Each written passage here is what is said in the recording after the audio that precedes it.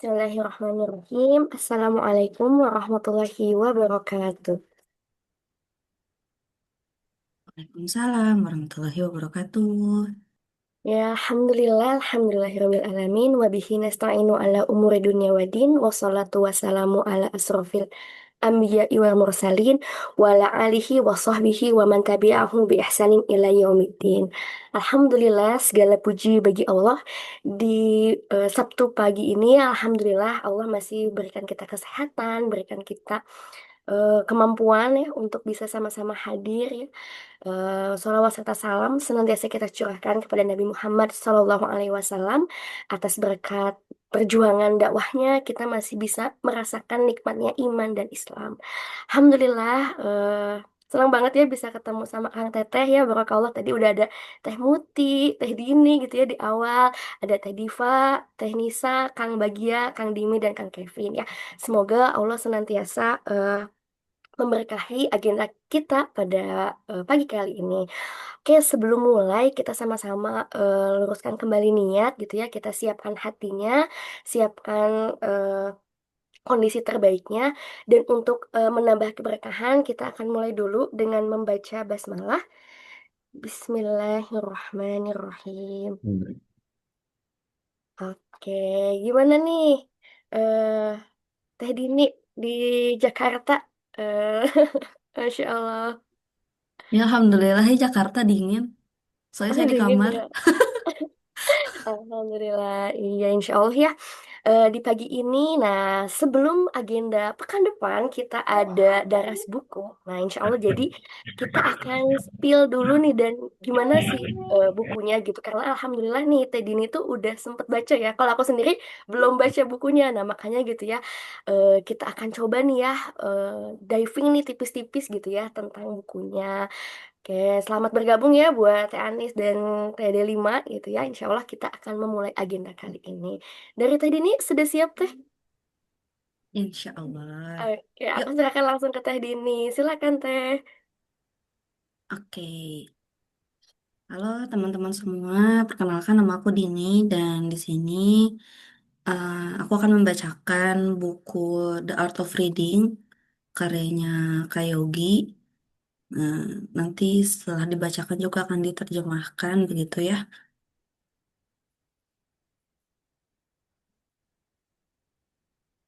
Oke, wait. Sip. Oke.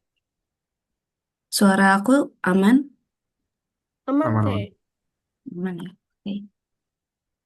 So, the book titled is The Art of Reading, Seni Membaca, an Introductory Manual for Lifelong Learners. Jadi, buku ini adalah buku pengantar untuk teman-teman pembelajar sepanjang hayat. Karya Yogi Theo Rinaldi.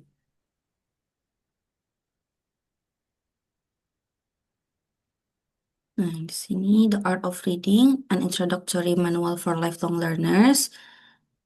This opuscula is essentially an introductory text on the art of reading. Jadi karya kecil ini pada dasarnya adalah sebuah teks yang mengenalkan tentang seni dari membaca.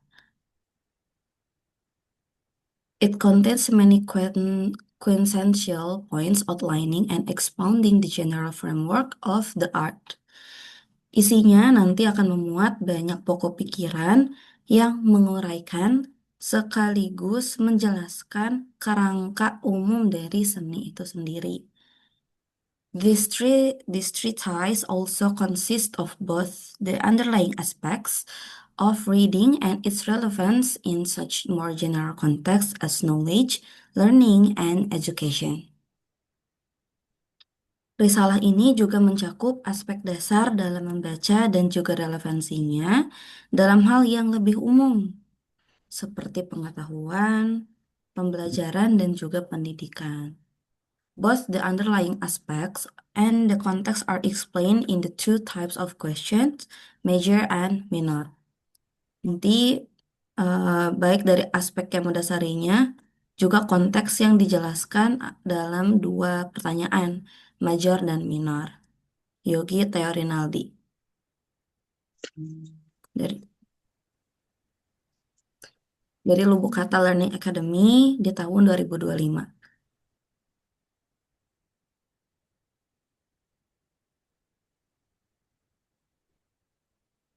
Nah, di sini ini cetakan pertama di tahun 2025, first printing, copyright Yogi Theo Rinaldi 2025, all rights reserved, hak cipta dilindungi undang-undang.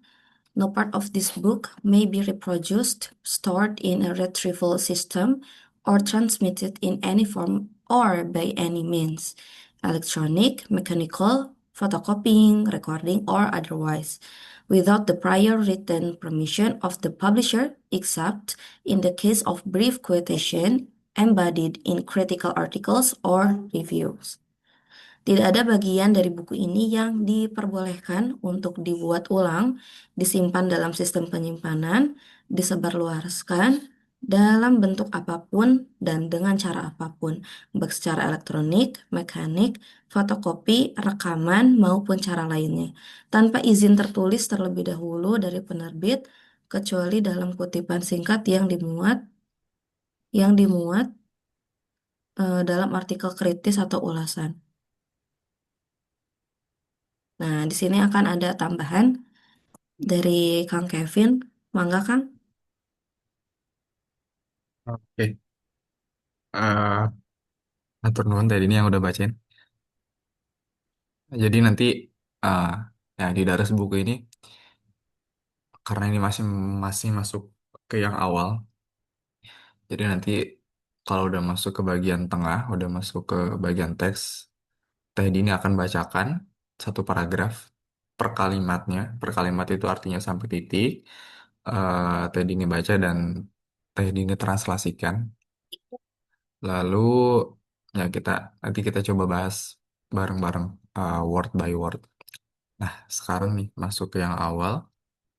Mau mau balik ke yang awal lagi teh ke halaman sebelum ini. Nah, ini. Nah, ini kan ada judul nih. Ada judul buku The Art of Reading, Seni Membaca, An Introductory Manual for Lifelong Learners. Sebuah pengenalan ya, pengenalan manual untuk pembelajar sepanjang hayat. Ini bukunya. Dari judul ini kita bisa lihat ya, ada judul, ada subjudul. Judul ya biasanya di judul itu mengungkapkan apa apa apa namanya? Apa yang jadi titik poinnya, ya, titik ketatnya. Dan subjudul ini penjelasan lebih rincinya, jadi pembatasan lebih rincinya itu di subjudul. Ke bawah teh karya Yogi Rinaldi, ke bawah lagi. Nah, ini ada The Art of Reading, an introductory manual for lifelong learners. This opuscula is essentially an introductory text on the art of reading. Jadi bahwa karya kecil ini secara esensial adalah sebuah mukaddimah ya. Introductory itu pembukaan, mukaddimah. Teks pembukaan untuk uh, seni dalam membaca. It contains many quintessential point outlining and expounding the general framework of the art. Ini mengandung banyak sekali makna-makna esensial dan penjelasan expounding, penjelasan secara umum dari paradigma seni ini, seni dalam membaca ini. This treatise also consists of both the underlying aspect of reading and its relevance in such more general context as knowledge, learning, and education. Risalah ini juga terdiri dari dua hal, yaitu terdiri dari dua hal yang mendasar, terdiri dari dua aspek yang mendasarinya, yang mendasari dari membaca dan relevansinya kepada konteks yang lebih umum seperti pengetahuan, pembelajaran, dan pendidikan. Both the underlying aspects and the context are explained in the two types of question, major and minor.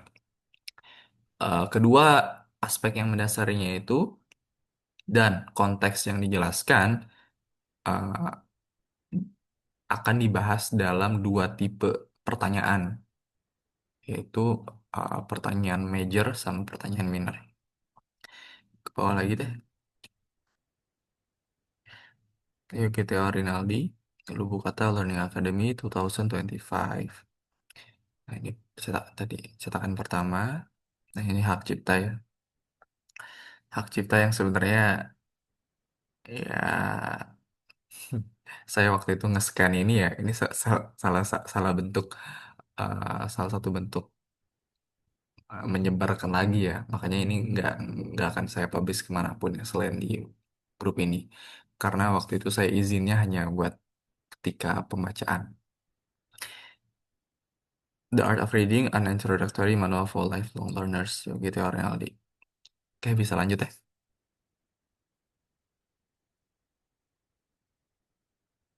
Oke, di Nah, sini ada cover. bagian covered and typeset dari tim Lubuk Kata, dan ini juga dipublish oleh Lubuk Kata Learning Academy di Pasar Minggu, Jakarta Selatan.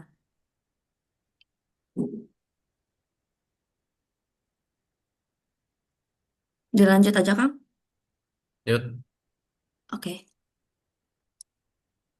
Okay, in this page, dedication to my dear daughter Hanin, I dedicate this work. Nah, ini yang Nah, persembahan untuk anak perempuannya Mas Yogi, namanya Hanin. Aku mempersembahkan karya ini untuk oke. Ya ini dedikasinya buat buat anaknya, Pak Yogi. Iya, Pak Mhm. Yogi punya seorang anak perempuan ya, namanya Hanin. Dan nanti kita cerita banyak soal itu. Karena di bagian pendidikan ini, uh, secara partikularnya Pak Yogi itu apa ya, mengaplikasikannya pada pendidikan anaknya. Makanya apa? Makanya dibuatnya karya ini tuh yaitu dedicated to Hanin. Lanjut.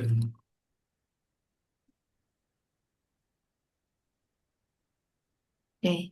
This work is part of the Classic Arts of Learning publication series dedicated to the restoration of the instrumental sciences and the reintroduction of pedagogical manuals and educational wisdoms of the past, mainly from the Islamic civilization. Karya Oke. ini merupakan bagian dari seni klasik dalam seri publikasi pembelajaran dipersembahkan untuk memulihkan instrumen ilmiah dan kembali mengenalkan hikmah pendidikan dari masa lalu, utamanya pada masa peradaban Islam.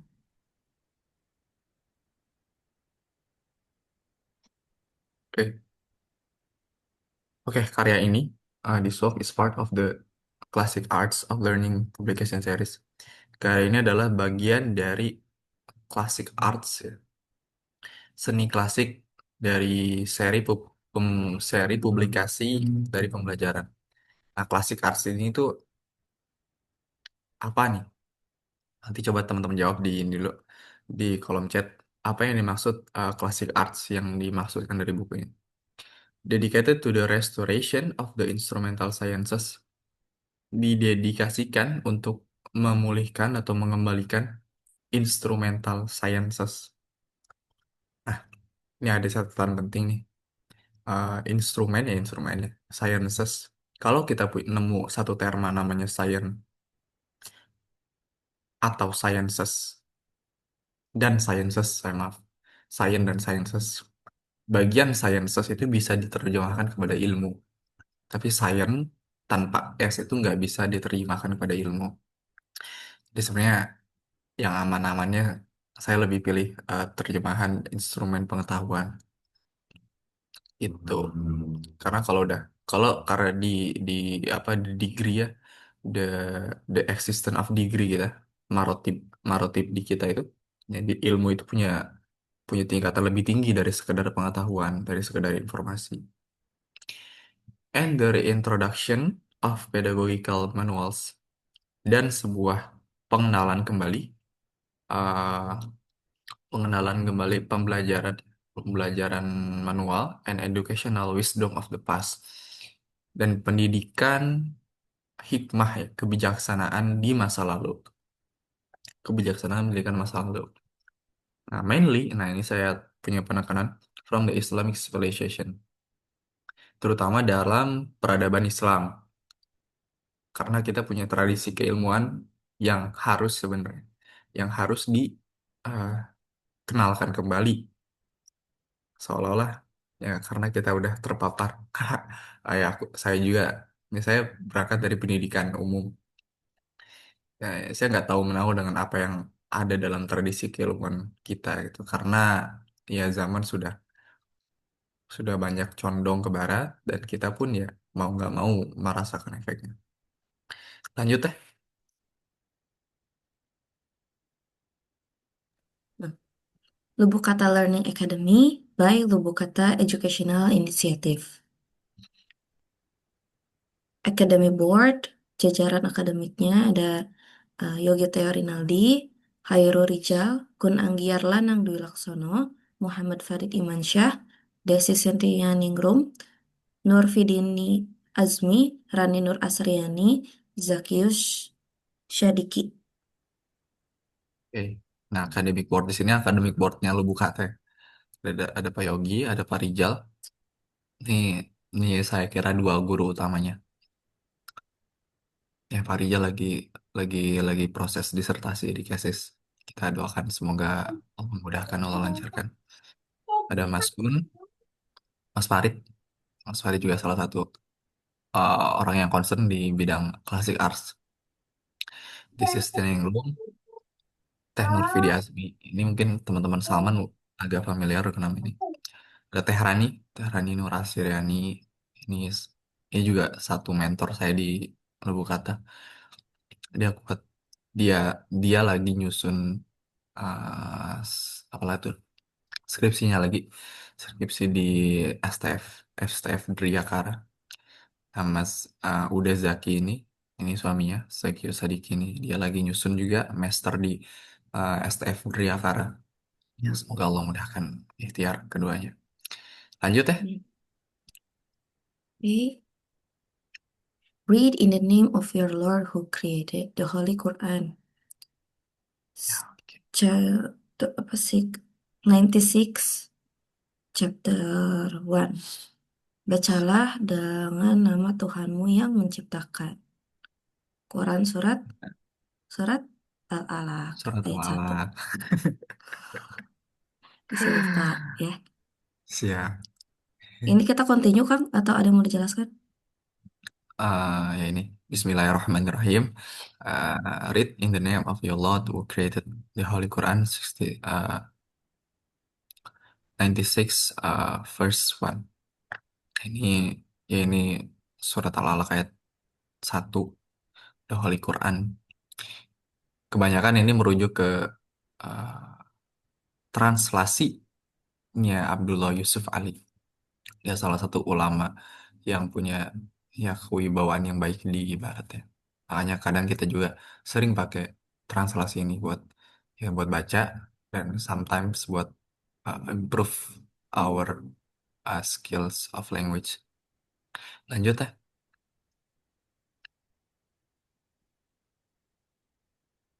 Reading great books of past luminaries is like gazing through a telescope at distant stars.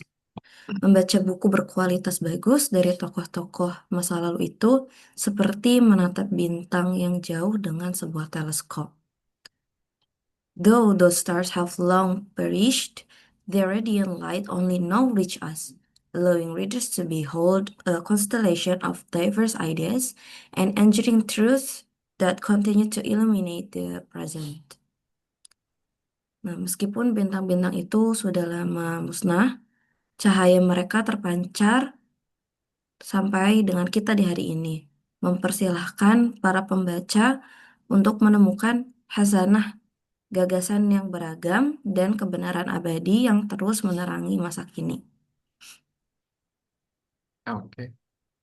Yeah, reading great books of past luminaries is like gazing through a telescope at distant stars. Membaca buku dari tokoh-tokoh masa lampau itu seperti menatap bintang dengan teleskop bintang yang jauh gitu. Nah, ini sebenarnya ada makna lain nih. Kalau kita mau natap bintang yang hal yang bagus ya kita perlu punya alat ya dan perlu punya ilmu alat tentang itu. Di sini ada teleskop. Ini ada siratan lain yang seperti itu. Though though those star have long perished. Meskipun bintang itu udah lama binasa ya, lama musnah. Kan uh, ahli-ahli astronomi atau astrologi kita bilang kalau cahaya titik di langit kita ketika malam itu yaitu bintang. Tapi yang kita lihat itu adalah bintang yang telah mati ribuan atau jutaan tahun lalu, yang cahayanya itu baru sampai ke kita. Jadi yang kita lihat gemerlap bintang di atas itu sebenarnya udah nggak ada bintangnya. The radiant light only now reaches us. Nah, radiasi cahayanya itu baru baru sampai ke kita, allowing readers to behold a constellation of diverse ideas.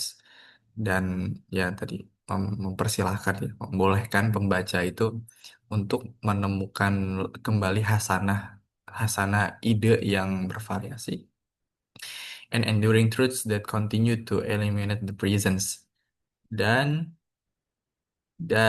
ya enduring truths melihat kebenaran yang pada akhirnya pada selanjutnya ya mewujudkan ya illuminate the present, mewujudkan ya dan membentuk apa yang terjadi di masa sekarang. Tuh, lanjut deh.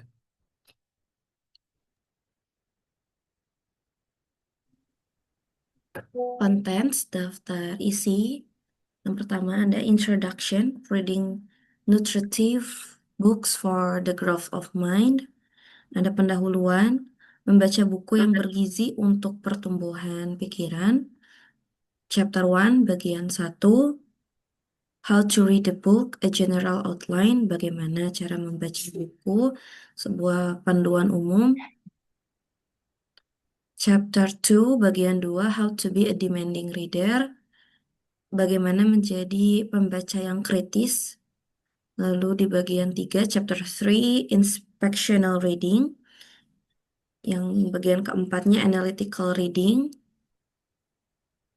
Lalu ada about the author, tentang penulisnya dan juga tentang lubuk kata.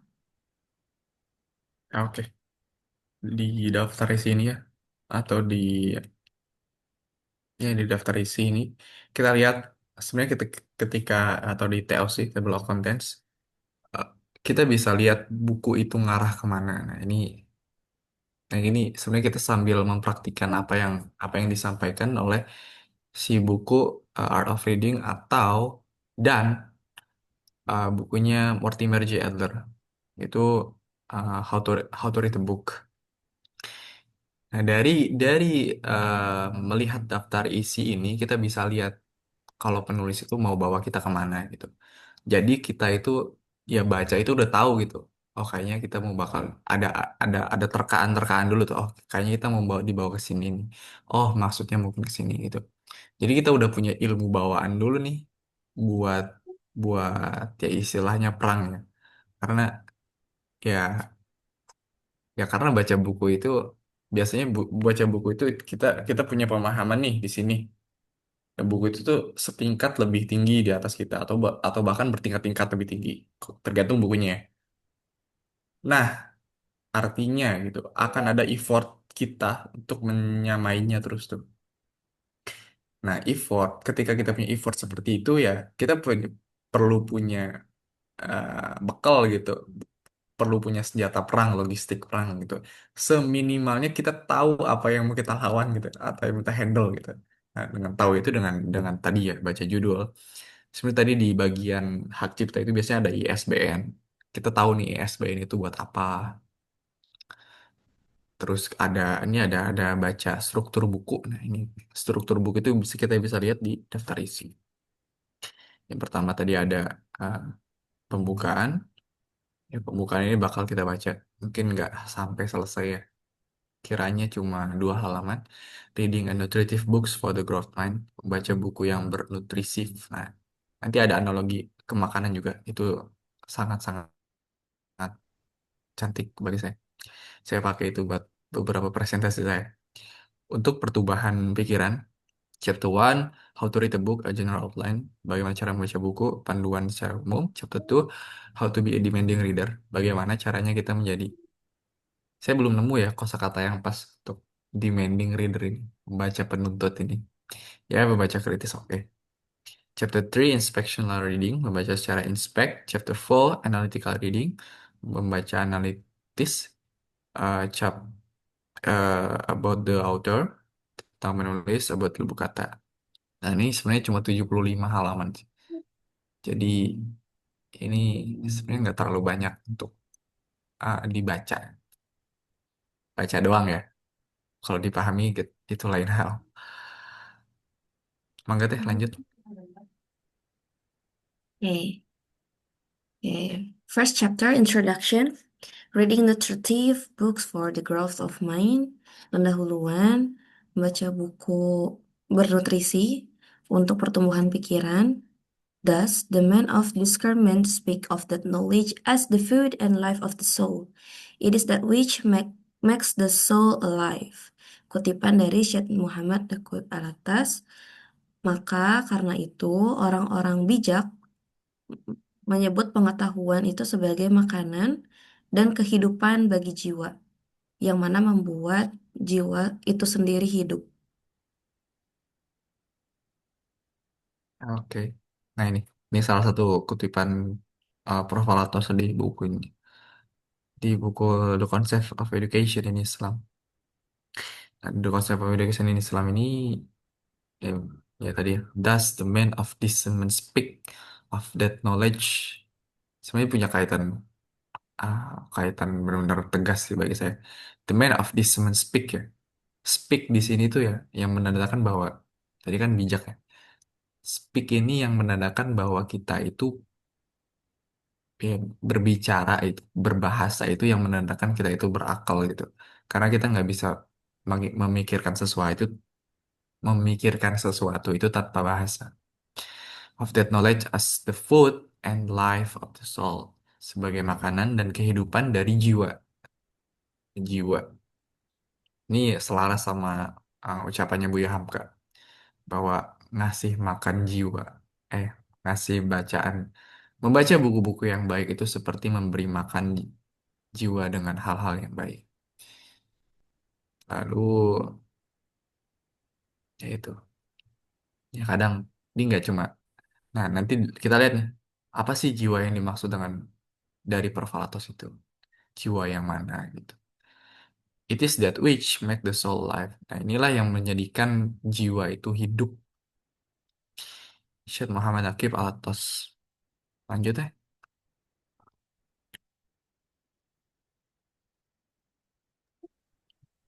Okay.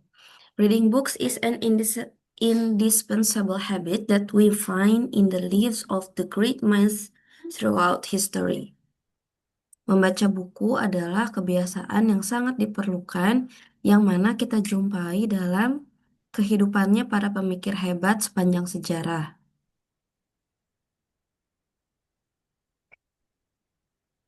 A genuine scholar is invariably marked by a profound devotion to the act of reading.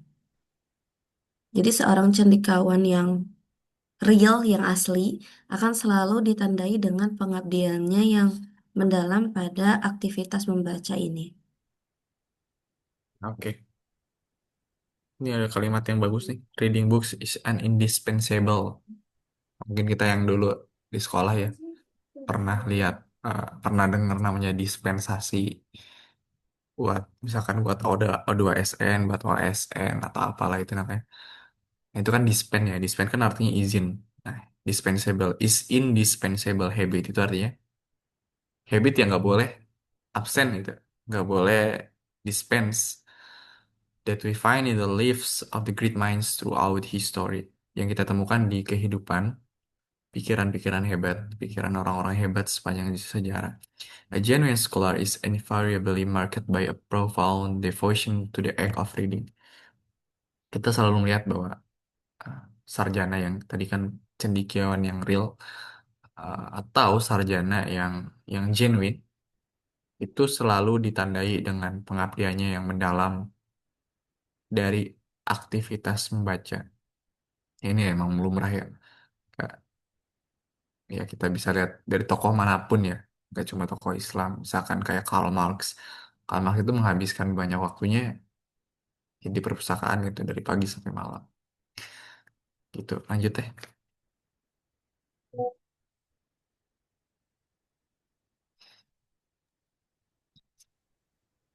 Books not only open windows to the world, they also serve as instruments of time travel, carrying us back to meet the luminaries of the past.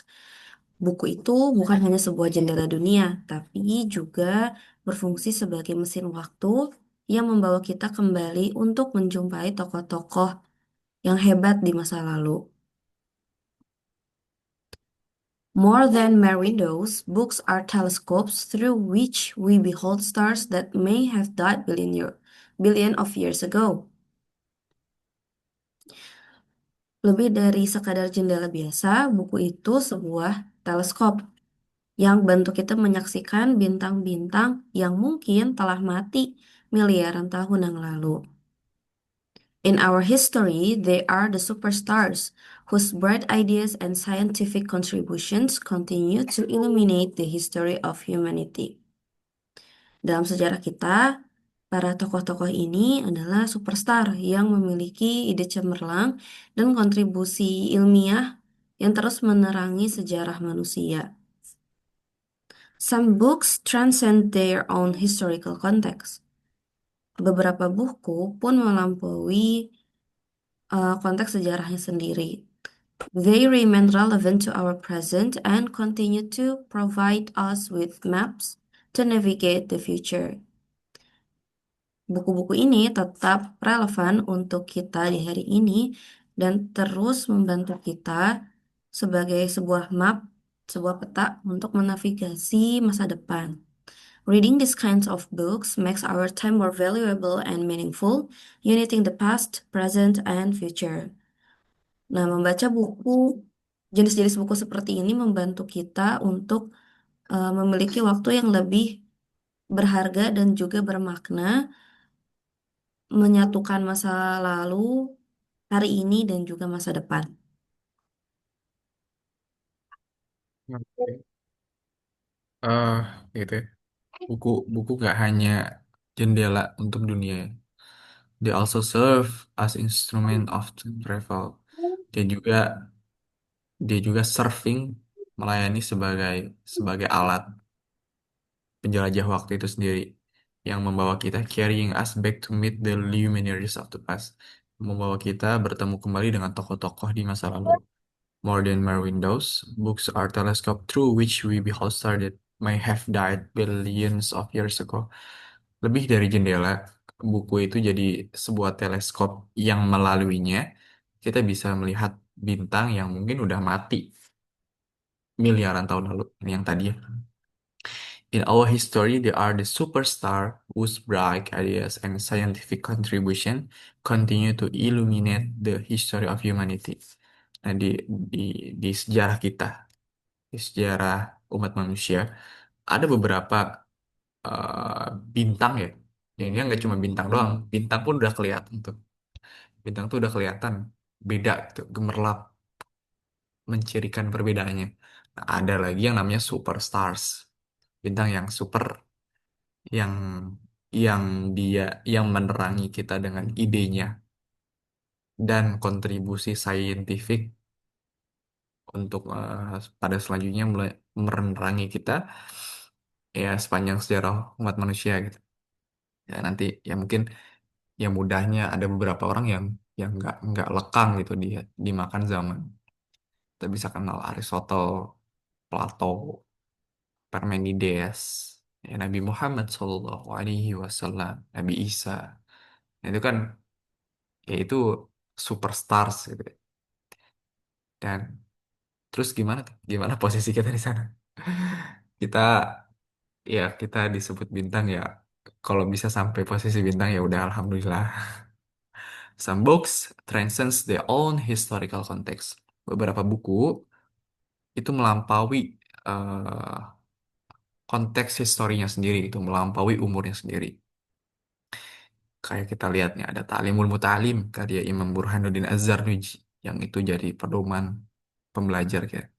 Ya walaupun saya baru baru nggak ada yang ngekritik itu ternyata di media sosial yang bilang bahwa penulisnya itu nggak jelas kapan dilahirkan gitu. Ya itulah ketika kapan dilahirkan, kenapa nulis itu. Jadi dia meragukan bahwa kenapa kitab itu yang dipakai sebelum belajar ilmu lain. Ya itulah ketika semua orang itu bisa ngomong apa aja. Makanya di dalam Islam itu ya kita punya otoritas, gitu. Kita punya seseorang yang boleh ngomong A, B, C, D.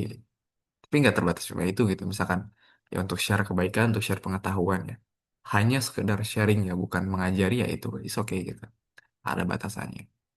Nah, kita itu gagal dalam melihat itu gitu. Gagal menempatkan diri kita terhadap ilmu itu sendiri. Gagal dalam menempatkan diri kita di hadapan para alim ulama, gitu.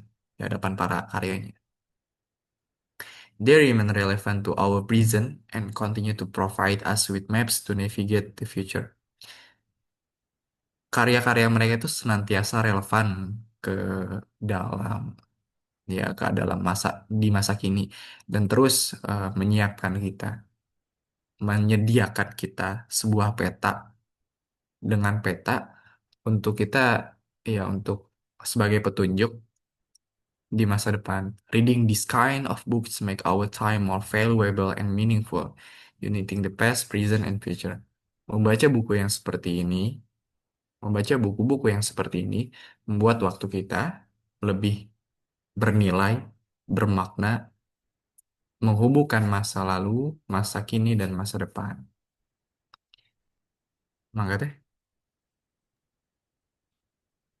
Reading a book is a mental process of discovering a new horizon of understanding, aided by wisdom of the author. Membaca buku adalah sebuah proses mental untuk menemukan cakrawala pemahaman baru yang dibantu oleh kebijaksanaan sang penulis. Pada it is in essence an art of being thought. Pada hakikatnya, membaca adalah seni untuk menerima sebuah pengajaran.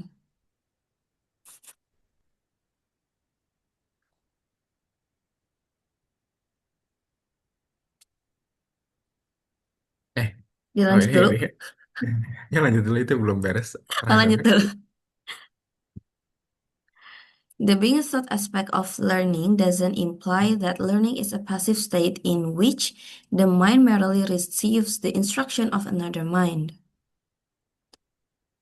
Aspek menerima pembelajaran ini tidak berarti bahwa belajar itu sebuah kondisi yang pasif, kondisi yang statis, di mana pikiran itu hanya menerima instruksi dari pikiran orang lain saja.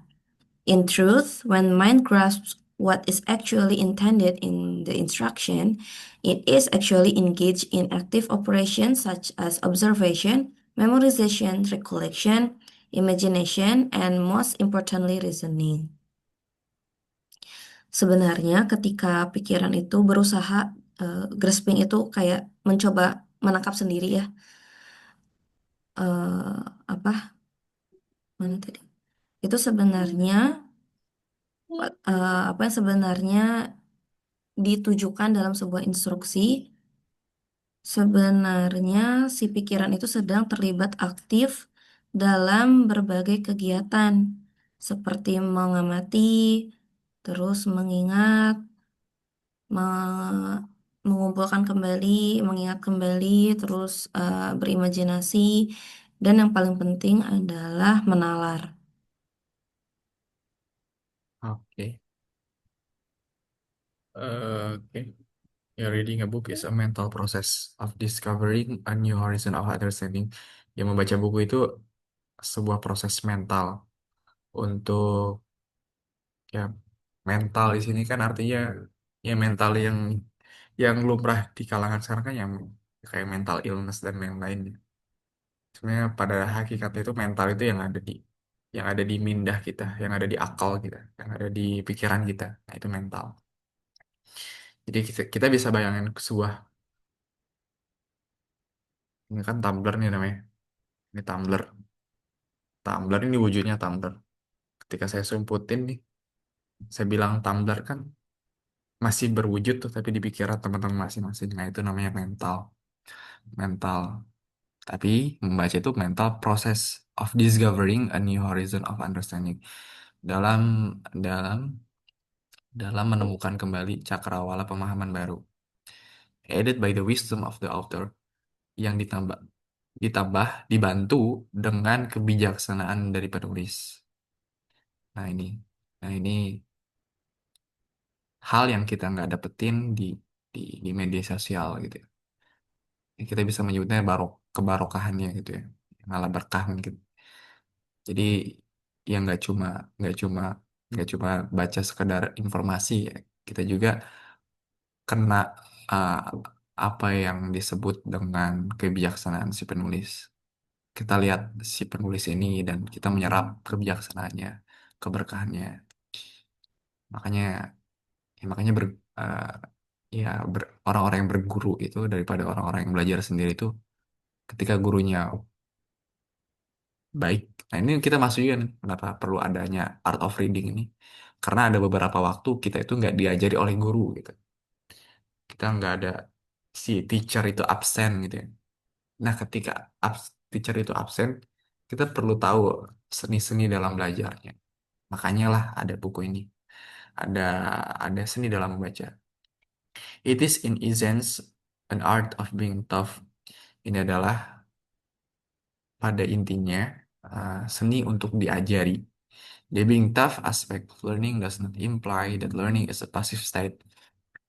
Uh, aspek aspek di aspek untuk diajari ini dalam belajar itu tidak tidak menyeratkan bahwa belajar itu adalah sebuah kondisi statis ya, kondisi pasif in which that the mind merely receive the instruction of another mind. Yang dimana si pikiran itu hanya menerima instruksi dari pikiran lain. In truth, when mind grabs what is actually intended in the instruction, pada pada realitanya, ketika pikiran itu ya grasp yang kata Teh Dini itu ya, ya menyerabut ya, menyerabut apa yang sebenarnya diinstruksikan padanya. It is actually engaged in active operations such as observation. Itu sebenarnya dia sedang aktif melibatkan berbagai aktivitas ya, operasi seperti mana mengamati, memorization, recollection, imagination, and most importantly, reasoning. Menghafal, mengumpulkan kembali, berimajinasi, dan paling penting itu reasoning. Nah, reasoning itu ya dia punya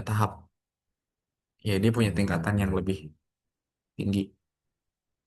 Semua yang ada di dunia ini tuh punya degree-nya masing-masing, punya marotibnya masing-masing.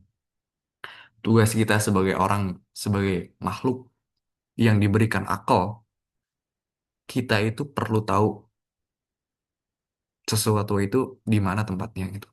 Makanya adab itu the recognition and acknowledgement, sebuah pengenalan dan pengakuan. Pengenalan tentang apa dan mengakui hakikat itu tuh ada di mana gitu. Itu adalah pendapatnya para ulama tentang adab, tentang ya kita menempatkan, balik lagi ya yang tadi saya bilang, nempatin ilmu itu di mana, nempatin nanti ultimate-nya itu masuk ke metafisika. Bagaimana kita melihat mendudukan Allah itu sesuai dengan tempatnya. Itu masih masih lumayan panjang dan perlu kita pelajari. Lanjut ya. eh Lanjut gak ya? Oke, mungkin satu paragraf lagi deh. Oke. And while reading a book, the mind exercises its own power upon the text. Dan ketika membaca buku, pikiran itu mengerahkan kemampuannya, dayanya sendiri atas teks tersebut.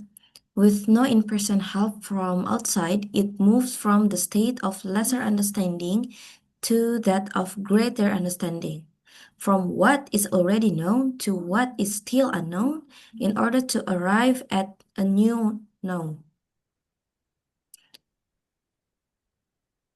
Jadi, tanpa bantuan dari orang lain, tanpa bantuan dari luar, ini membantu menggerakkan dari yang tadinya pengetahuannya itu mungkin masih sedikit ke pengetahuan yang lebih luas, yang lebih banyak, yang tadinya itu pengetahuannya yang mungkin kita udah tahu, tapi to what is still unknown. Dari yang kita udah tahu itu ternyata apa sih yang masih kita belum ketahui, ini itu guna untuk agar kita tuh sampai ke pengetahuan yang baru. Logicians believe thinking essentially takes such process. Jadi para ahli logika itu percaya bahwa proses berpikir sejatinya mengambil proses yang seperti itu. Oke,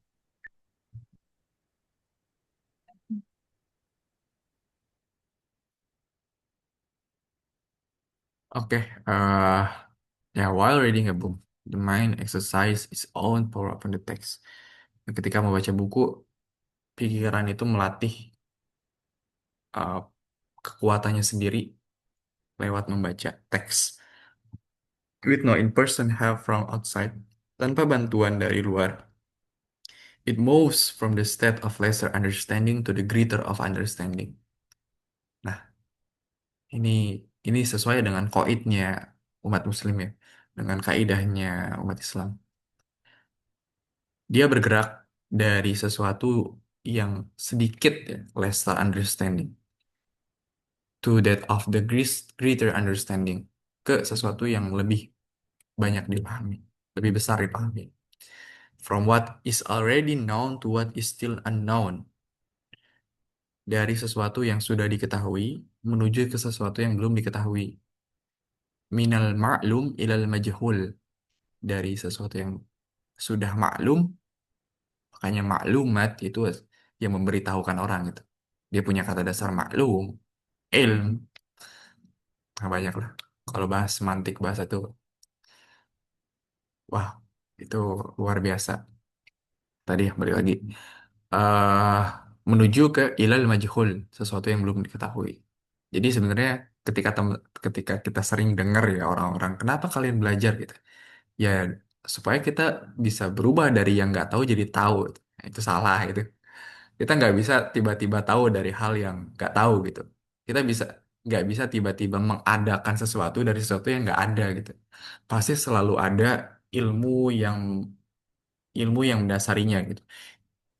Kita kita tetap perlu ilmu bawaan dulu juga buat buat baca sesuatu gitu ya. Kita baca Quran ya karena kita udah tahu huruf-huruf hijaiyah gitu. Cuma dia itu lebih lebih dikit lagi pemahamannya. Ya makanya baca buku itu ya supaya naik tingkatnya. Nah, itu sebenarnya hakikatnya baca buku itu enggak ya untuk menambahkan pengetahuan itu, menambahkan pemahaman, maaf. Makanya ya, minal ma'lum ilal majhul.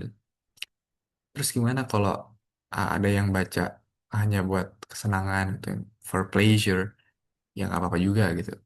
Ya itu ya membaca-baca juga gitu. Tapi ya nanti itu di materi kita tuh kita lihat tuh bahwa sebenarnya ya ada beberapa tujuan dalam membaca gitu. Ada reading for understanding, itu yang paling ultimate. Reading for information, ada reading for pleasure gitu. Terus kenapa di Indonesia banyak banget orang yang baca novel ya? Ya berarti tingkatan kita masih di mana? Nanti kita paham. Oh di sini gitu. Kita perlu paham dulu kan untuk menyelesaikan masalah. Ketika kita bilang kalau masalah kita di bidang pendidikan nih, ya oke. Sekarang di mana itu kesalahannya? Di mana kesalahan kitanya? In order to arrive at a new known, dalam rangka untuk sampai kepada pengetahuan yang baru. Logician believe thinking essentially takes such a process. Ya, para ahli logika ya, para ahli mantik itu percaya bahwa berpikir itu punya titik vital, ya punya proses lah, punya motion, punya pergerakan dari sesuatu ke sesuatu yang lain. Oke, ternyata prediksi 2 halaman saya tetap meleset, tapi nggak apa-apa karena ini emang benar-benar awal banget. Selanjutnya, atur turun tadi ini saya balikin ke Teh Aisyah buat kita diskusi atau tanya jawab. Iya, Masya Allah. Terima kasih tadi nih yang sudah membacakan gitu ya. Juga Kang Kevin yang melengkapi ya. Masya Allah sih pas tadi baca. Ya gitu ya, dari dulu kan kita nggak pernah diajarin gimana sih membaca gitu ya. Terus sekarang merasa sudah harus naik level lagi gitu ya. Nggak sekedar membaca. Bahkan tadi juga melihat bagaimana peradaban ini dibangun gitu ya. Dan ya dengan tahu gitu ya gimana sih orang-orang besar itu gitu ya. Nah, untuk itu gitu ya barangkali nih dari Akang Teteh ingin bertanya seputar materi tadi gitu ya. Nah ini boleh banget nih ya apa namanya kita diskusi gitu barangkali ada sesuatu yang ingin ditanyakan. Nah Ahlan silahkan.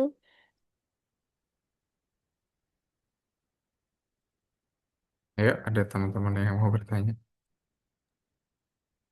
Apapun itu ya yang berkaitan dengan ya acara ini atau tadi ya yang kita bahas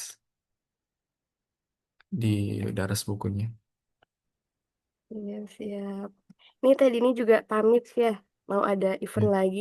Makasih banyak ya tadi ini sudah berkenan menemani pembukaan kita ya. Lancar-lancar Kang Dini juga. Ya barangkali kakak-kakak ada yang ingin ditanyakan gitu ya. Atau seputar kelas kita nih ya. Atau tadi kan udah dibahas nih ya. Wah ternyata gimana sih sebenarnya gitu ya. Kita membaca. Nah ini boleh banget ya. Nah karena insya Allah gitu ya. Di pekan depan kita akan mulai kelas gitu ya. Jadi kita akan lebih intensif untuk membahas lagi buku The Art of Reading ini. Nah, yang tadi mungkin jadi kepantik, jadi penasaran ya gimana sih sebenarnya gitu ya untuk punya tahap tingkatan membaca gitu ya atau juga pingin lebih menguasai lagi nih seni belajar dan membaca yang efektif. Nah, ini boleh banget ya. Kita masih open pendaftaran. Nah, open pendaftaran sampai tanggal 4 ya sebelum kita mulai kelasnya di eh, tanggal 5. Nah, boleh banget ya yang masih mau eh, untuk daftar gitu ya. Ini masih bisa banget dibuka banget kesempatannya. Ya, atau kakak-kakak yang mau bertanya seputar yang lainnya boleh ya, Ahlan. Ahlan.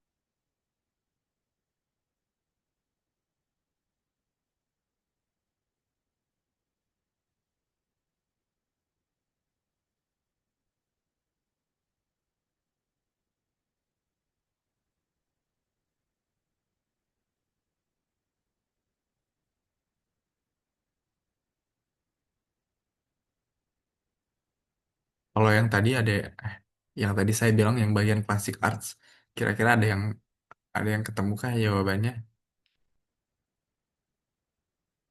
Classic arts yang dimaksud di sana itu adalah classic arts yang mana tuh?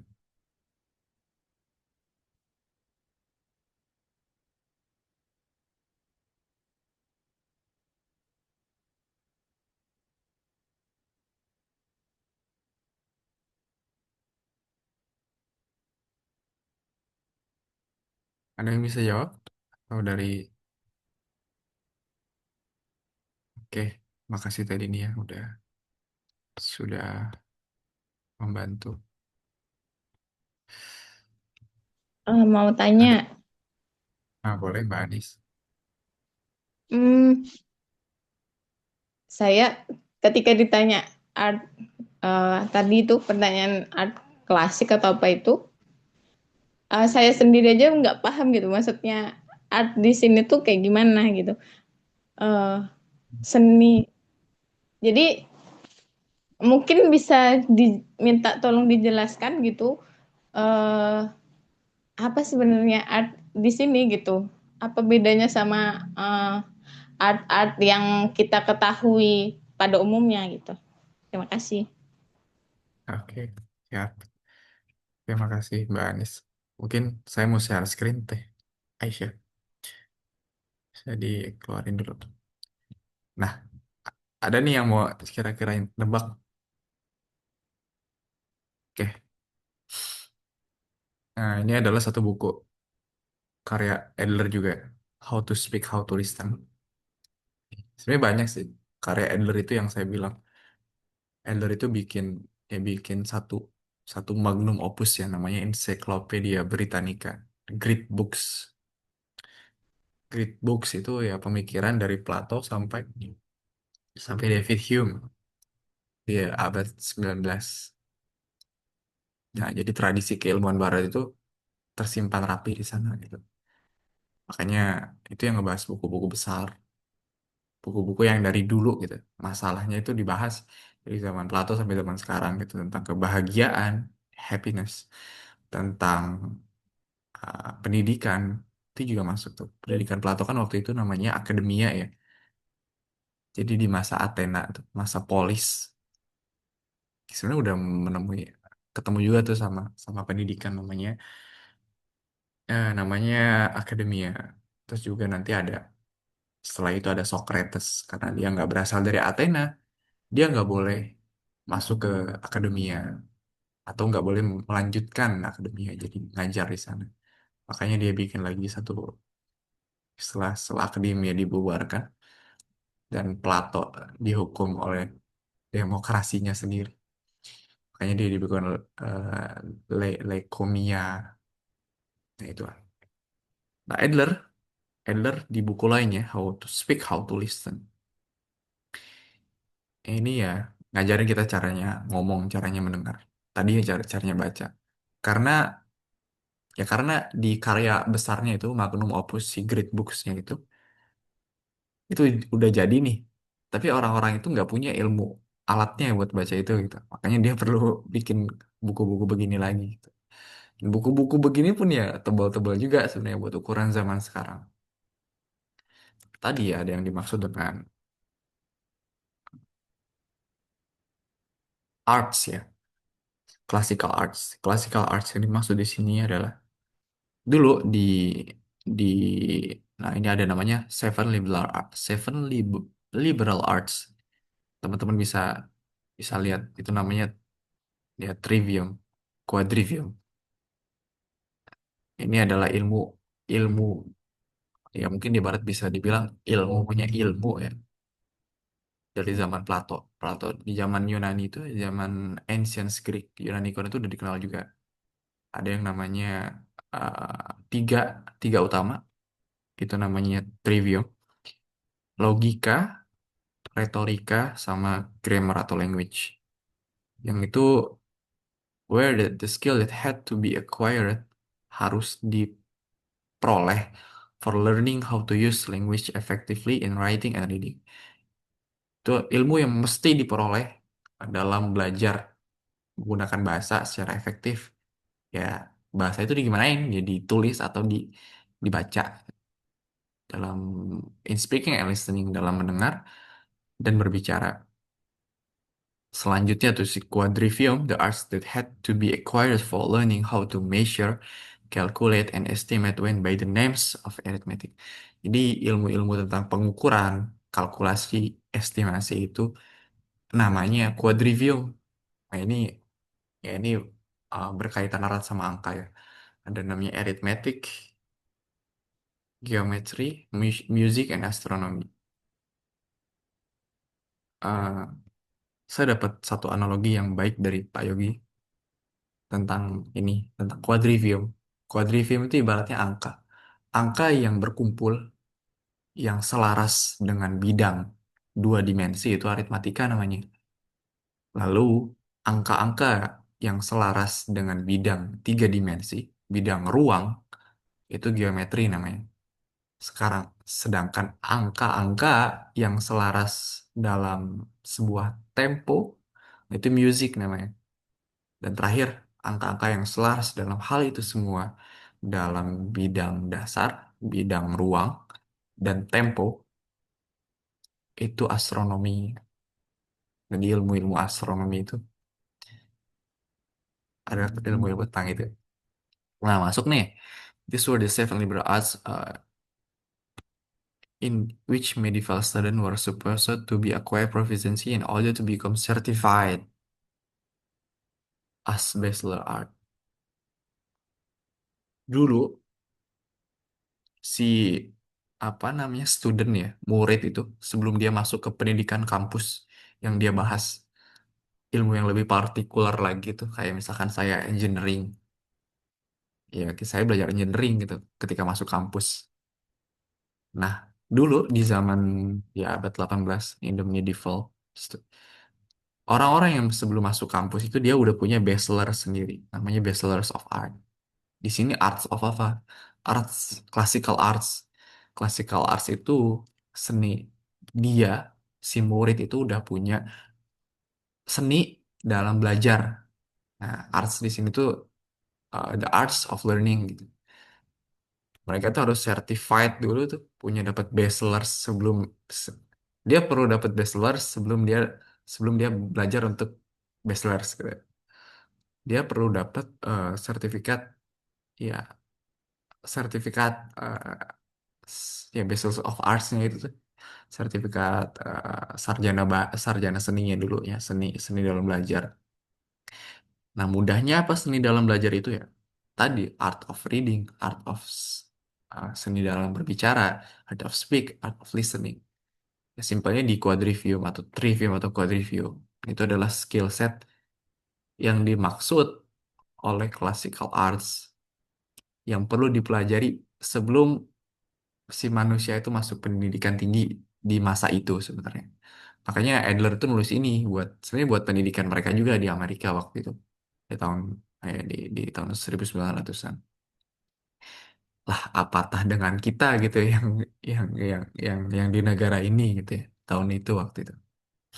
Sebenarnya kalau di pendidikan di lembaga pendidikan yang lain ya, kayak misalkan di Sidogiri misalkan, di Tebu Ireng ya, ya mereka udah lekat gitu dengan budaya ilmu yang Islam yang baik gitu yang mereka belajar dulu.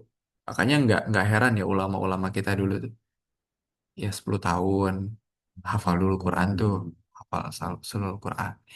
Terus belajar ilmu logika, belajar ilmu-ilmu bahasa, belajar ilmu-ilmu retorika. Itu tuh udah skill set yang baik gitu. Karena buat kita masuk ke ilmu-ilmu yang lebih partikular, yang lebih juz'iyah itu, kita perlu punya ilmu-ilmu dasar. Sekarang kita ilmu-ilmu alatnya itu, ilmu-ilmu penunjangnya itu nggak ada. Terus tiba-tiba kita masuk ke ilmu yang lebih juz'iyah, lebih parsial. Yang seolah-olah itu ilmu yang lebih penting daripada ilmu yang lainnya gitu.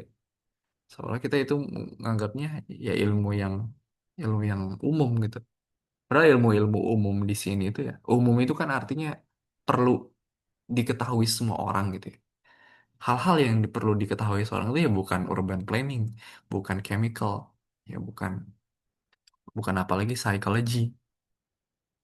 Ya oke lah kalau psikologi yang dimaksud itu masuk ke jiwa ya. Tapi kan psikologi yang sekarang itu kan masuk ke ranah behavior dan lain-lainnya. Itulah ilmu. Sebenarnya ilmu-ilmu fardu kifayah gitu. Itu bukan ilmu-ilmu yang wajib, ilmu-ilmu fardu ain. Ilmu-ilmu umum itu sama dengan ilmu-ilmu yang wajib, ilmu fardu ain. Yang kita tuh perlu tahu, kita nggak bisa untuk nggak tahu gitu. Kita kan nggak bisa diwakilin buat wudhu gitu, buat sholat. Kita kita nggak bisa diwakilin untuk jadi orang tua. Ya bisa sih dititipin gitu. Tapi kan berapa lama sih dititipin? Kita nggak bisa diwakilin buat jadi pasangan, buat jadi suami gitu. Ketika itu sampai, kita tuh jadi wajib belajar itu. Nah itu kita tuh yang tadi saya awal bilang, kita tuh gagal dalam mengenali ilmu dan kedudukannya ilmu itu.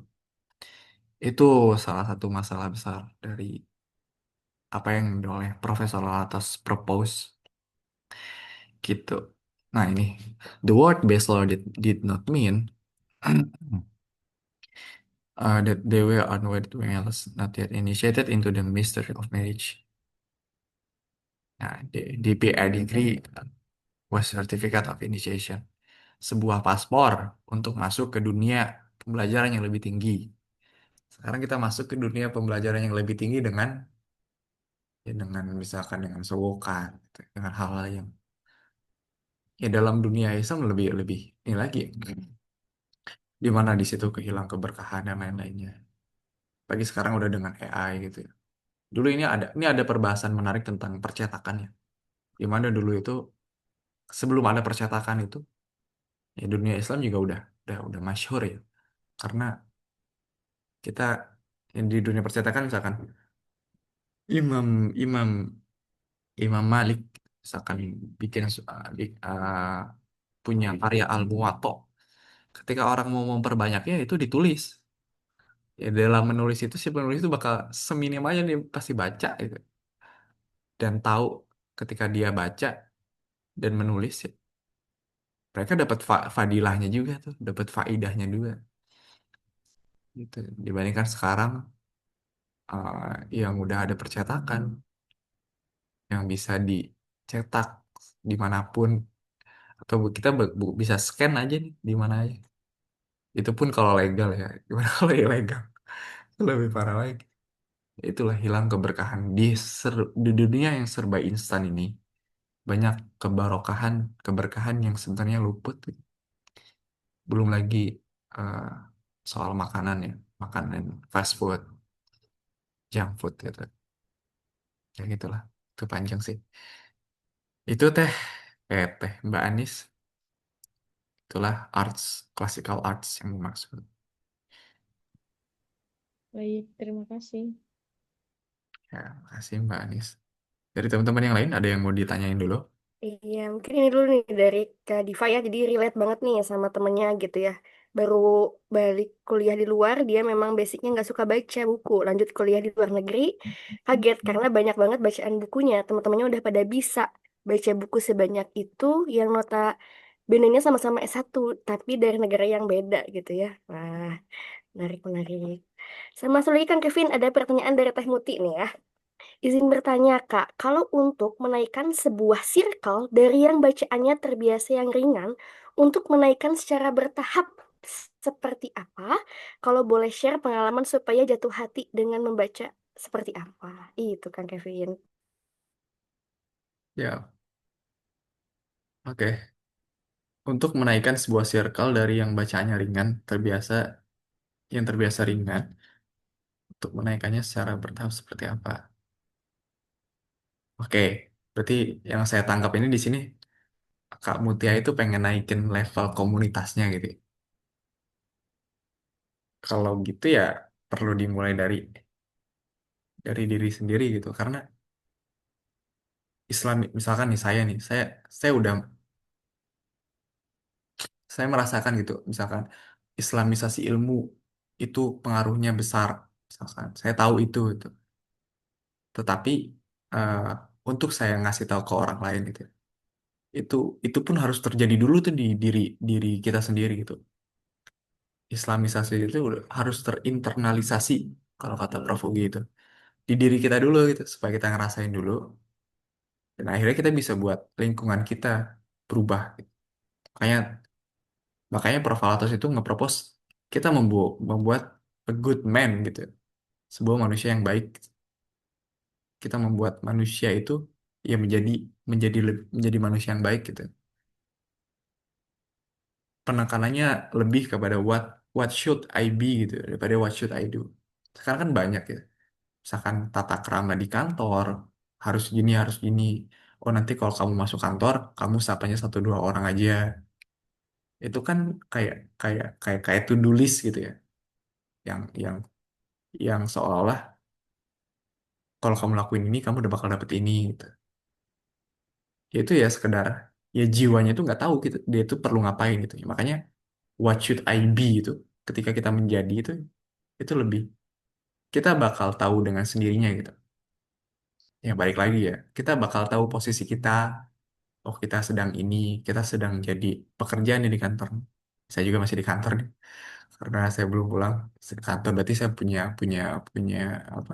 Punya keharusan untuk melakukan A, melakukan B, melakukan C. Itu akan muncul dengan sendirinya. Ya balik lagi ya, tarbiyah diri itu yang utama. di samping banyaknya amanah ya. Karena amanah pasti akan bertambah terus-menerus gitu. Tanggung jawab, responsibilities itu akan tetap bertambah seiring dengan usia kita yang bertambah.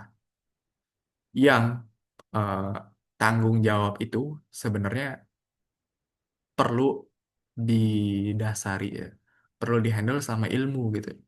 Sedangkan kita ilmunya nggak bertambah, tapi amanahnya bertambah gitu. Itu jadi problem tuh. Syukur-syukur kita tahu gitu, kalau kita tuh perlu ilmu. Gimana orang-orang lain yang dia nggak realize gitu, kalau dia tuh sebenarnya perlu tetap belajar gitu. Makanya tadi tuh masuk ke pembahasan ya pembelajar sepanjang hayat ya, forever learning tuh ya di sana. Karena kita nggak bisa buat nggak belajar gitu. Karena dengan belajar kita punya ilmu untuk menghandle amanah kita. Gitu. Jadi sesibuk apapun ya sebenarnya waktu untuk belajar itu memang perlu disediakan ya. Kalau kita mau jadi manusia yang memikul amanah dengan baik. Kalau boleh share pengalaman supaya jatuh hati dengan membaca. Jatuh hati ya bagi sesuatu. Kayak kayak kayak lagunya Tulus dengan membaca seperti apa. eh Oke, saya coba jawab. Sebenarnya uh, kalau udah masuk ke pembahasan perasaan tuh, kita perlu kita ada suatu kondisi di mana yang kita sebut perasaan itu ya moodnya kita gitu.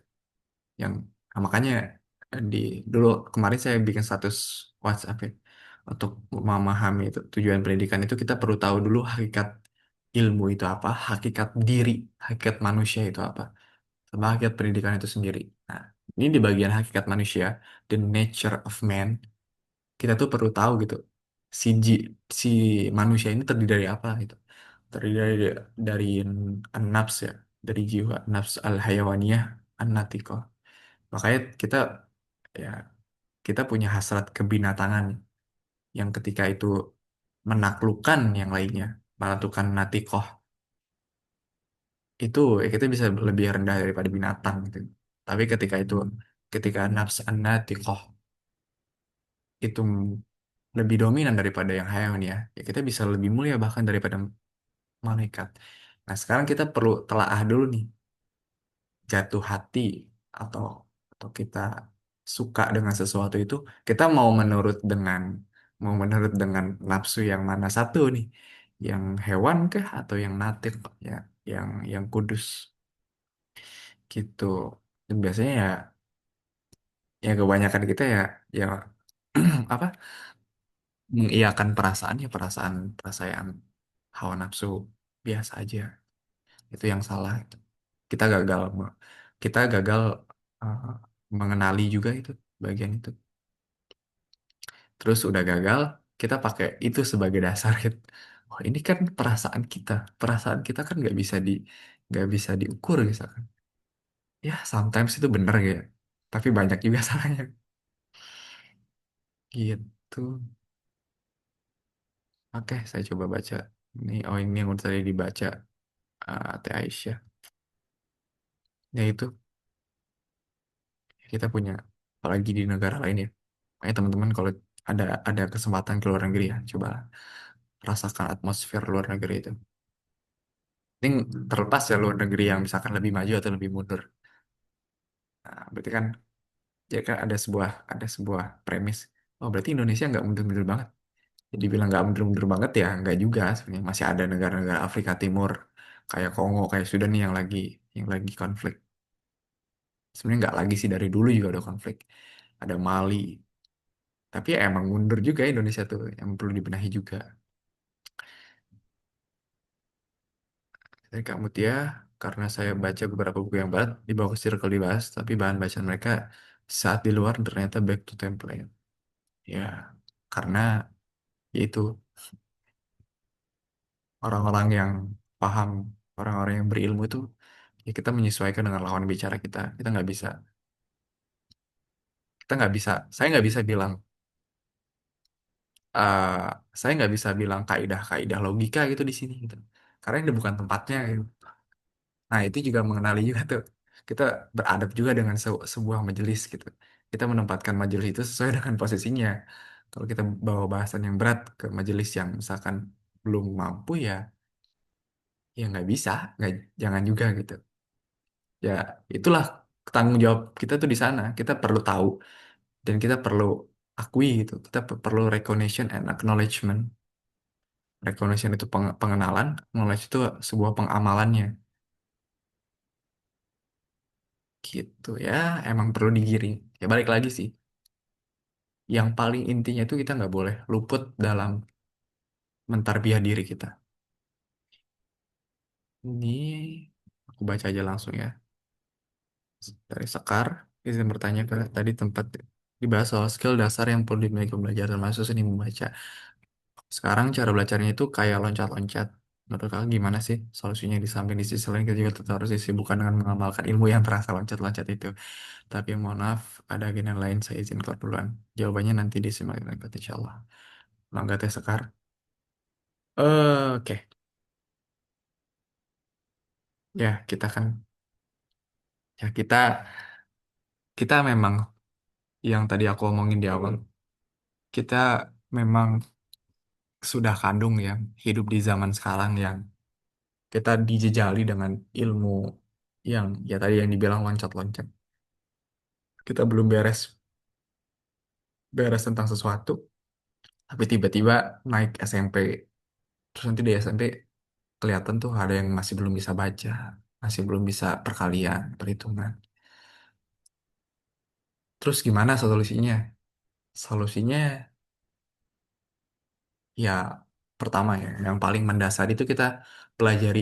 Ketika kita udah tahu nih kita salah, itu ada hal yang utama sih ya, ada hal yang pertama yang bisa kita lakuin. Kita sadar kalau kita itu salah gitu. Itu ya jahil yang wasyut, toh. Itu nggak jahil yang murokab, yang bertingkat kebodohannya itu. Kebodohan yang bertingkat yang dimaksud di sini itu kita kita tidak tahu bahwa kita tidak tahu gitu. Nah, itu ini kan kalau kita sadar kan kita tidak tahu bahwa kita tahu bahwa kita tidak tahu. Nah, itu adalah hal yang ya oke lah itu bisa diperbaiki. Nah, ketika kita sadar dan kita udah mulai kelihatan nih, oh berarti aku perlu belajar ini. Ya belajarlah itu. Temukanlah guru-guru yang muktabar ya. Makanya dulu itu ijazah itu konsepnya dia itu diberikan dari guru ke murid gitu. Dari ijazahnya misalkan Imam Al-Ghazali itu berguru ke saya lupa namanya siapa. Jadi ada di Bukhara itu gurunya. Jadi dikasih lah ijazahnya itu karena gurunya itu ya yang lebih tahu keadaan muridnya. Misalkan muridnya oh dia udah belajar bahasa Arab nih. Selanjutnya dia belajar ini, dia belajar ini. Seorang guru itu bisa menunjukkan jalannya gitu. Sedangkan kita kan sekarang udah jadi satu lembaga pendidikan gitu ya, yang ngeluarin ijazah itu, yang lembaga pendidikan nggak benar-benar tahu gitu dia itu meluluskan siapa aja. Bisa jadi kita diloloskannya dengan cara yang tidak baik. Efeknya apa? Ya kita bisa lihat lah efeknya apa di negara kita. Terus, itu di sisi lain ya, kita punya, balik lagi nih, kita punya amanah, kita punya tanggung jawab. Aku ketika aku kerja nih, aku punya tanggung jawab juga nih sebagai pekerja. Ya di sisi lain ya itu nggak menghilangkan kewajiban aku sebagai pelajar juga. Nah satu hal kita perlu sadar juga kalau kita punya peran lain, kita punya peran sebagai pembelajar, pekerja, sebagai anak, gitu, sebagai hamba Allah juga. Itu sih Teh Sekar. Makasih pertanyaannya. Gitu Teh Aisyah. Aku balikin ke Teh Aisyah. Masya Allah ya, terima kasih Kang Vin untuk pemaparannya gitu ya dan diskusinya. Masya Allah ya, semakin tadi ya, aku pun merasakan yang dirasakan tersekan gitu ya, kondisi yang bingung gitu ya, ini kayaknya harus ada yang diperbaiki gitu ya. Ya, insya Allah, teman-teman mungkin untuk agenda kita sampai di sini ya. Nah, barangkali nih teman-teman masih ada sekitar 10 menit. Apakah ada lagi yang ingin bertanya atau cukup? Oke, ini dari KD5.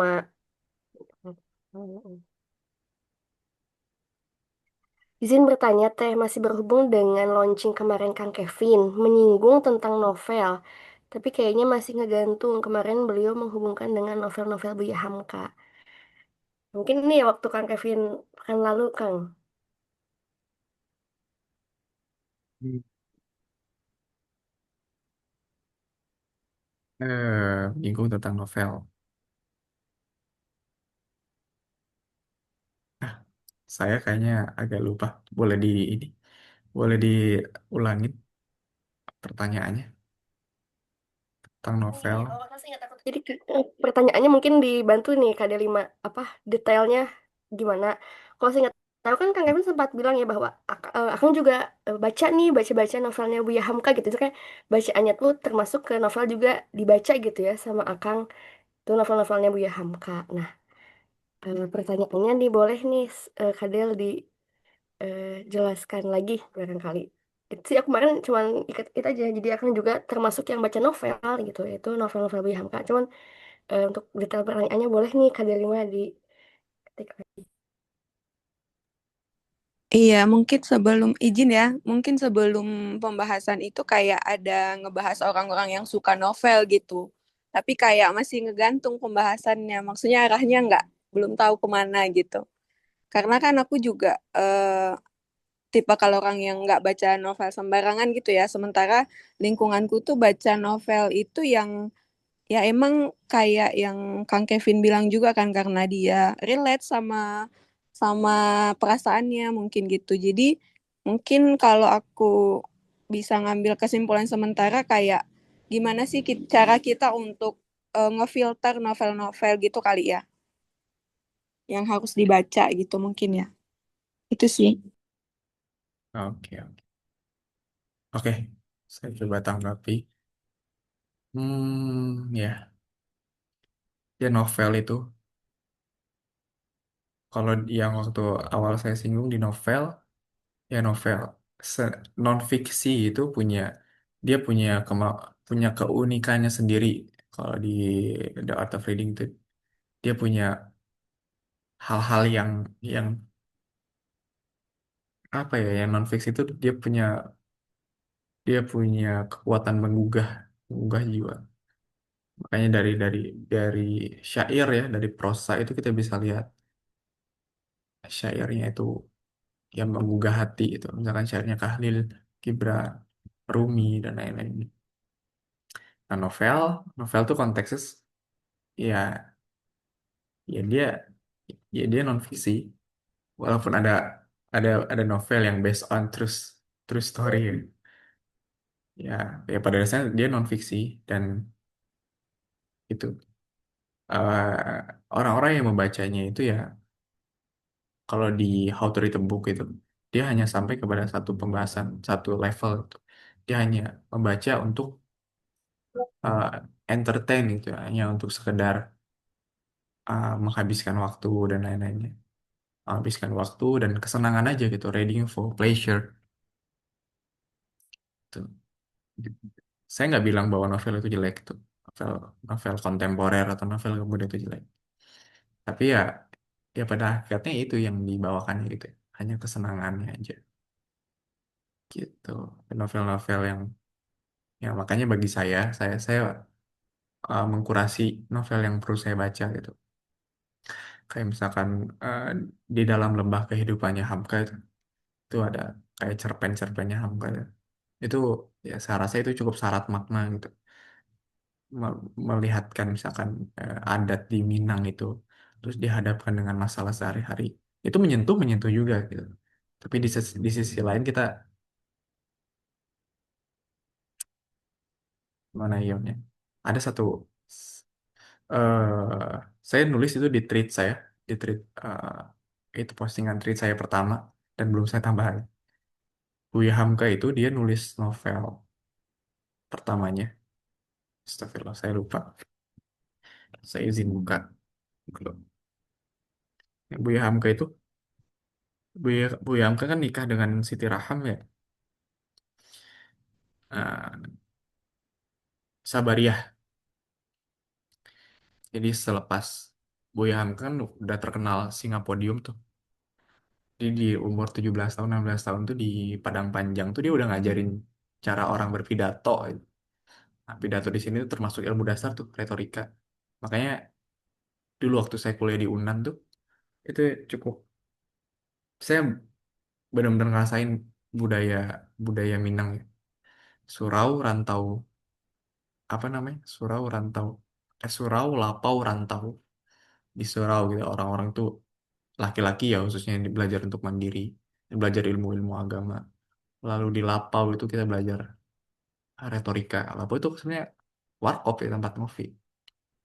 Tapi dulunya emang tempat berkumpul berbagai jenis orang. Atau di rantau tuh kita belajar caranya hidup. Nah, kadang di local wisdom tuh udah masuk itu. Ya karena ya nggak heran juga ya Minang Minang punya satu semboyan yang kuat ya.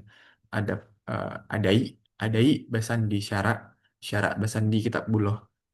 Adat bersendikan syariat, syariat bersendikan kitab Allah, Al-Quran.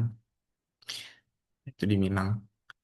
Nah, dan orang-orang yang kayak misalkan Buya Hamka yang berangkat dari situ ya, budayanya mereka kan orang-orang menyentuh tuh biasanya dengan budaya ya, dengan kejadian yang pernah dialami. Oh ini relate nih. Nah, Buya Hamka tuh ya banyak mengambil uh, apa yang dia lihat di budayanya gitu. Sedang budayanya itu bersendikan juga dengan Islam gitu. Itu adalah hal yang saya rasa beda dengan yang lainnya gitu. Nah, novel-novel, let's say lah, Terelie dan lain-lainnya. Walaupun itu bagus, saya nggak bilang itu jelek ya sama sekali. Tapi saya rasa ya dia punya degree yang beda, dia punya tingkatan yang beda. Gitu mungkin Kak Kak Del 5 ya tadi. Makasih pertanyaannya.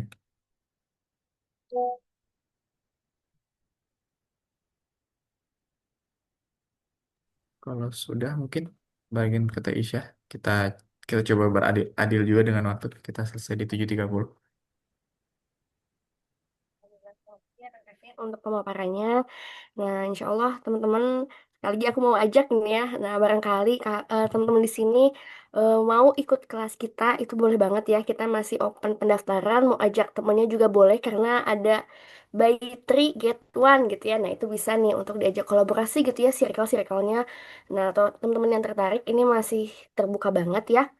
Nah, mungkin untuk pertemuan kali ini karena jam sudah menunjukkan 7.28 gitu ya, akan kita tutup dulu. Sekali lagi terima kasih banyak Kang Kevin ya untuk pemaparannya, kehadiran Teh Anis, Kak Delima, Teh Muti, Teh Diva, Kang Bagia, Teh Nisa, Kang Rama, Teh Kilah, Teh Nabila dan Kang Roni ya. Semoga tidak ada yang tertinggal dari pertemuan ini selain kebaikan gitu ya. Selamat melanjutkan aktivitas kembali. Mohon maaf atas segala kekurangan pada pertemuan kali ini. Mari sama-sama kita tutup dengan membaca hamdalah. Alhamdulillahirabbil alamin. Istighfar, astagfirullahalazim. Astagfirullahalazim.